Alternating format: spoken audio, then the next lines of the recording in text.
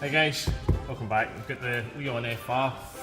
This vehicle has got brand new brake pads and discs. Not sure whether it needed all the brake pads and discs.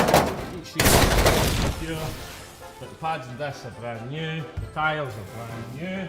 Pads and discs are on there are brand new. Pads and discs are on there brand new. Tyres brand new as well. Look at the floor. Right. So I've already reported this to the guy. I've also reported that brake flexing hose up there, if you can see that. So the garage that did this are almost double the cost of what we are in here, and they had two opportunities to look at this vehicle and fix that, and they didn't manage to figure it out what was causing the guy's intermittent squeak.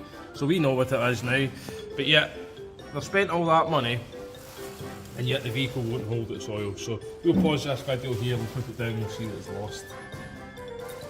Right, so we've seen all that underneath, right? We know it's had the brake pads and discs. We know the spring must have been broken because that's been changed, and that's how that flexi pipe's got rotated the wrong way. So for me, guys spent all that money, right? I know how much it is. I'm not going to dive into how much it is, but like we said, they're more than double the labour rate that we are. And yeah, so they did all of that. They did the pads and discs, blah blah blah blah. So what happens? We'll see the sump, this oil pouring out it. Start the car up one morning, you don't realise that it's let go completely and there's no oil in the engine. As soon as that started, that's that ruined, it's wrecked, right? Now you might be able to put a new sump on it and put oil on it and it sounds alright, but once the damage is done, it's done. It's just a time bomb then. So just check the oil, we know it's leaking, we know somebody's topped this up.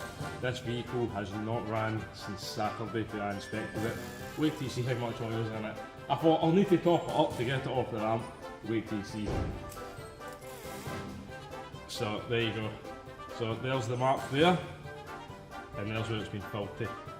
So the customer did say as well that he had to go back to the garage because they hadn't put his under tray back on.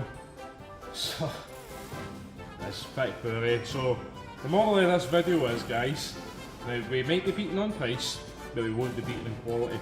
So if it's too good, you know, if you need all of those pads and discs and tyres and that, but yet your car has got oil pouring out it, maybe what I would suggest is we fix the thing that keeps the vehicle moving first, and then we worry about the rest of it.